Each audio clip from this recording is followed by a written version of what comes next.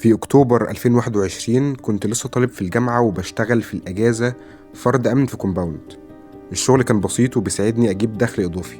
وقتها المرتب كان دايما بيتأخر، كل شهر بيتأخر أسبوع مثلا، وكان ده بقى العادي بالنسبة لنا. لكن في شهر معين المرتب اتأخر حوالي 3 أسابيع، وكانت السنة الدراسية هتبدأ، وفي مصاريف مدارس مطلوبة من أرباب الأسر والأبهات والأمهات اللي كانوا معانا، وكانوا الأغلبية من العاملين، وطبعا كانوا متضايقين جدا. العاملين وقتها اتفقوا إنهم يعملوا إضراب لحد ما ياخدوا مستحقاتهم. الجو كان مكهرب وكلنا مستنيين إيه اللي هيحصل. فجأة مدير الأمن المسؤول عننا، وكان راجل عسكري على المعاش وعنده شركة أمن، وقف قدامنا وقال لنا بكل برود: أي حد فيكم مش هيشتغل يقدر يمشي. أنا أقدر أجيب أي حد من الشارع يقف مكانكم ويعمل شغلكم بسهولة. انتم ما بتعملوش ولا بتقدموا حاجة مميزة، وسهل جدا الاستغناء عن أي فرد فيكم. ورغم ان الرد كان صادم ومهين، الا اني تقبلته وفكرت فيه كتير، وبدأت أسأل نفسي أسئلة كتير زي: ليه في ناس قيمتهم في الشغل قليلة وسهل استبدالهم؟ وايه اللي بيخلي شخص تاني قيمته أعلى ولا يمكن الاستغناء عنه؟ والإجابة لقيتها في مفهوم المعرفة المتخصصة.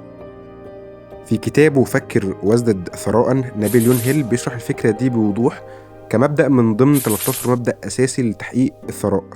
هيل بيقول إن الطريق للثراء مش بيبدأ بالمعرفة العامة اللي بنتعلمها في المدارس، بل بالمعرفة المتخصصة.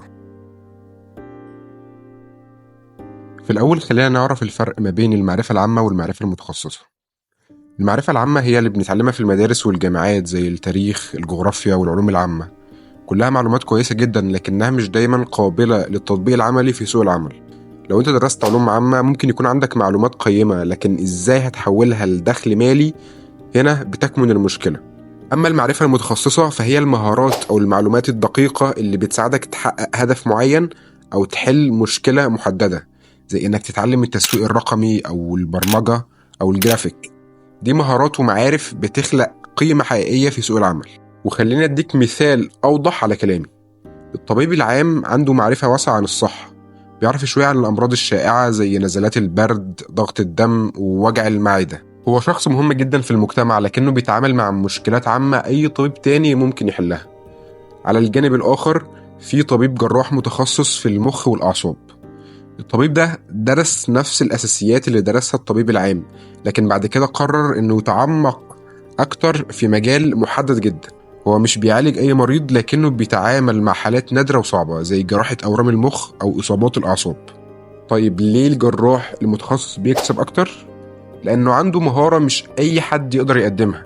الناس بتحتاجه لأنه بيعرف يحل مشاكل محددة جدا ما يقدرش أي طبيب عام يحلها. السوق بيكافئه لأنه استثمر وقته وجهده في اكتساب معرفة دقيقة ومهارات نادرة.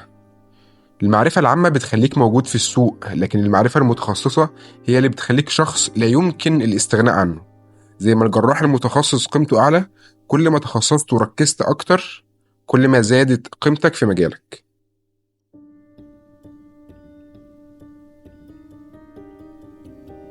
في شغل القديم كفرد أمن كلنا كنا بنعرف الأساسيات، نفس الشغل، نفس المهام، وما كانش عندنا حاجة تميز أي واحد فينا عن التاني. وده كان السبب إننا كنا سهل الاستغناء عن أي فرد فينا.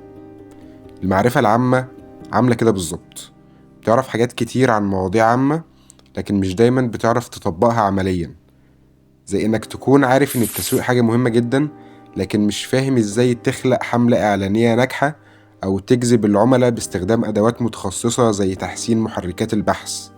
أما المعرفة المتخصصة فهي الخطوة اللي بتخليك مش بس تعرف، لكن تطبق وتخلق حلول.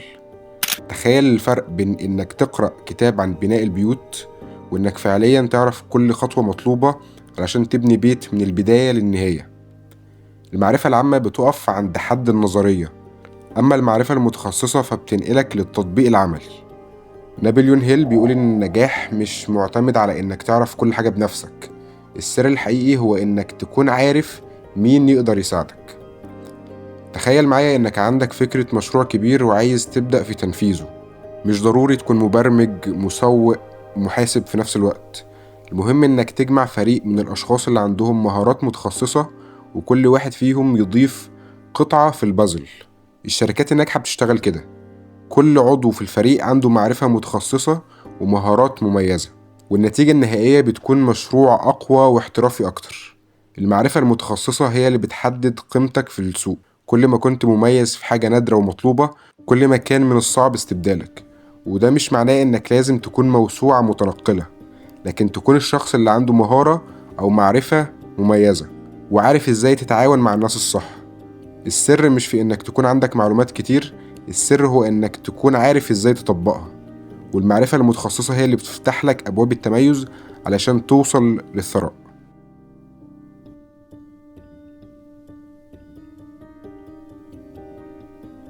إزاي تحصل على المعرفة المتخصصة؟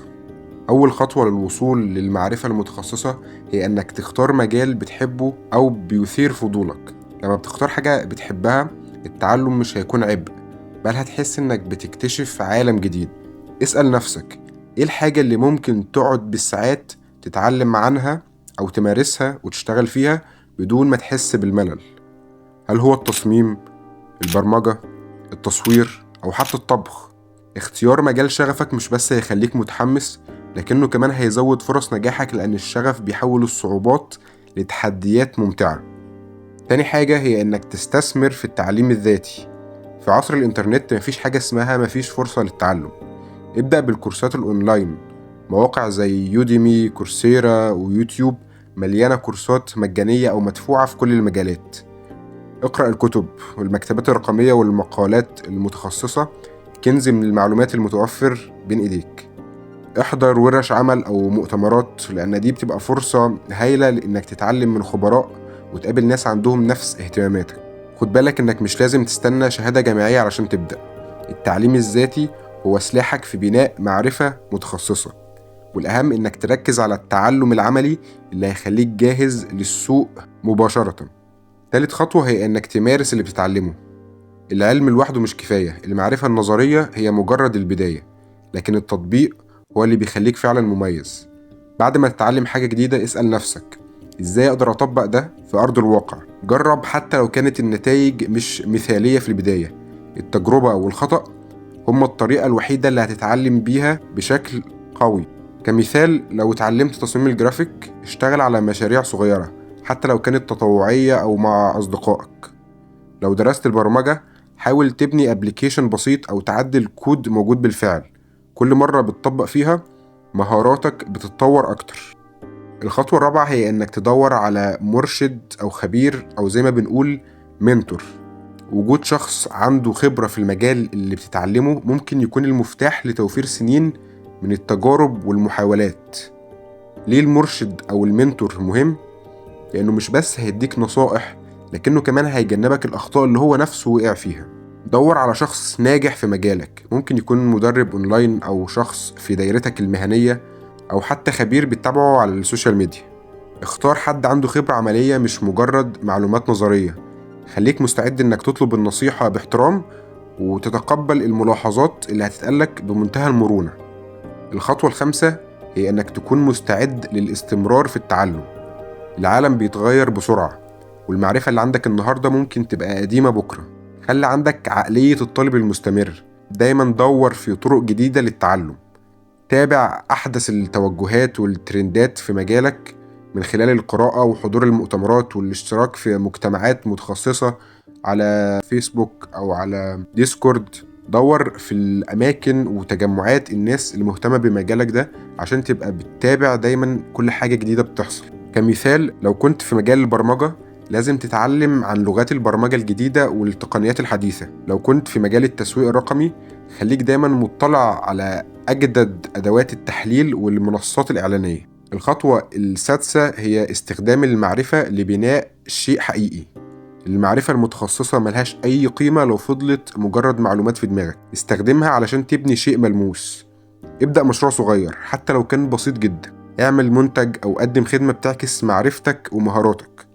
أنا شخصيا عملت القناة دي علشان أشارك فيها حبي للقراءة ومهارة كتابة المحتوى ومعرفتي باستراتيجيات النمو على اليوتيوب، علشان أقدم القيمة اللي بقدمها هنا. كل ما تبني حاجة ملموسة، الناس هتبدأ تشوف قيمتك والسوق هيقدر مجهودك. والخلاصة هي إن طريق المعرفة المتخصصة بيبدأ بخطوة صغيرة: اختيار مجال بتحبه، والاستثمار في التعليم الذاتي، والممارسة المستمرة مع وجود منتور أو مرشد هم مفاتيح رحلتك للمعرفة المتخصصة.